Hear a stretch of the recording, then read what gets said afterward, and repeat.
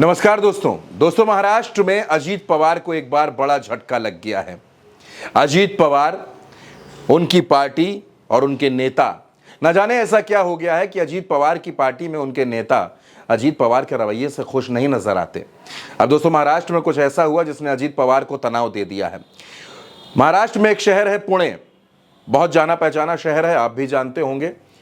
पुणे में एनसीपी अजीत गुट के 1-2 नहीं दोस्तों, 10-12 नहीं, 600 नेताओं ने पार्टी से इस्तीफा दे दिया है।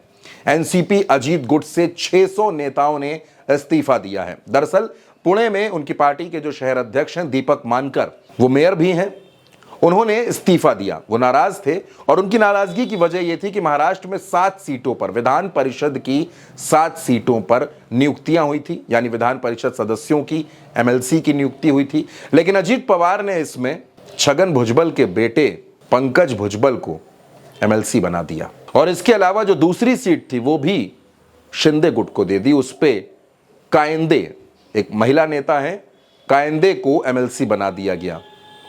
अब अजीत पवार इस बात पे सोच रहे थे कि उन्होंने छगन भुजबल के बेटे को एमएलसी बना दिया है, पार्टी में कहीं से कोई नाराजगी कुछ है नहीं, लेकिन दीपक मानकर नाराज हो गए। अब दीपक मानकर नाराज हैं। महाराष्ट्र में महिला आयोग की जो अध्यक्ष हैं रूपाली चाकणकर, वो अजीत पवार की पार्टी में बड़े कद वाली नेता मानी जाती हैं। अब कहा यह जा रहा है कि रूपाली चाकणकर और दीपक मानकर के बीच में झगड़ा बढ़ गया है। दीपक मानकर ने कह दिया कि रूपाली चाकणकर को हर मौके पर आगे क्यों बढ़ाया जाता है, ऐसा सिर्फ इसलिए क्योंकि वो 24 घंटे आपके साथ रहती हैं।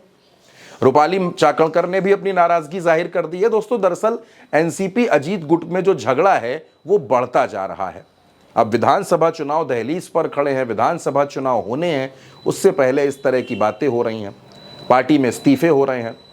दीपक मानकर पुणे में मजबूत नेता माने जाते हैं, अजीत पवार के करीबी नेता माने जाते हैं, उन्होंने इस्तीफा दिया, उसके बाद 600 नेताओं ने इस्तीफा दे दिया। ऐसे में विधानसभा चुनाव दोस्तों कैसे होगा, कैसे अजीत पवार अपनी पार्टी के प्रत्याशियों को चुनाव जिता पाएंगे। आप याद कीजिए दोस्तों, इसके पहले अजीत पवार की ही पार्टी के विधायक थे दीपक चौहान, वो भी इस्तीफा देकर शरद पवार की पार्टी में शामिल हो गए। एक और विधायक हैं बबन राव शिंदे, उनके भी शरद पवार से मुलाकात करने की खबरें आ रही हैं। यानी दोस्तों कुल मिलाकर के अगर आप देखिए तो अजीत पवार के लिए कहीं से भी कोई अच्छी खबर आ नहीं रही है। एक साथ अगर सैकड़ों नेता उनकी पार्टी से इस्तीफा दे देंगे, पार्टी छोड़कर चले जाएंगे, तो अजीत पवार आखिर कैसे मुकाबला करेंगे, आखिर कैसे वो महाविकास अघाड़ी का मुकाबला करेंगे, शरद पवार का मुकाबला करेंगे, कैसे वो कांग्रेस और उद्धव ठाकरे से टकराएंगे। ये वक्त तो प्रत्याशियों के नामों के ऐलान करने का है, ये वक्त चुनाव प्रचार का है।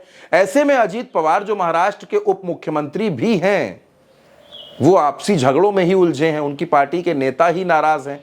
अब अजीत पवार अपने नाराज नेताओं को कैसे मनाएंगे, अगर मना भी लेंगे तो उनको देंगे क्या? क्योंकि खबरें दोस्तों ये हैं कि अजीत पवार की पार्टी को 50 से ज्यादा सीटें महाराष्ट्र के चुनाव में नहीं मिलने वाली। बीजेपी 158 से 160 सीटों पर अपने प्रत्याशी उतारने जा रही है और तकरीबन 75 से 80 सीटों पर एकनाथ शिंदे के प्रत्याशी होंगे। ऐसे में अजीत पवार क्या करेंगे? क्या अजीत पवार डिप्टी सीएम ही बने रहेंगे? वो बार बार कहते हैं कि वो सीनियर हैं, वो सीनियर हैं, लेकिन अगर सीनियर हैं तो उनकी उस सीनियर होने का बीजेपी ध्यान क्यों नहीं रखती? अजीत पवार को लगातार इग्नोर क्यों किया जाता है? और अब अजीत पवार की पार्टी में इस्तीफे पर इस्तीफे हो रहे, लोग साथ छोड़कर जा रहे हैं। क्या अकेले अजीत पवार एनसीपी अपनी पार्टी को चलाएंगे? क्या अजीत पवार अकेले चुनाव प्रचार करेंगे, अकेले लड़ेंगे? जिलों में उनका संगठन कमजोर होता जा रहा है, उनकी पकड़ ढीली पड़ती जा रही है। ऐसे में दोस्तों महाराष्ट्र का चुनाव अजीत पवार के लिए बड़ा चैलेंजिंग बनता जा रहा है। अजीत पवार कैसे मुकाबला करेंगे, ये बड़ा सवाल है दोस्तों। फिलहाल इस खबर पर आपकी जो भी राय हो, अपनी राय कमेंट बॉक्स में जरूर दीजिएगा।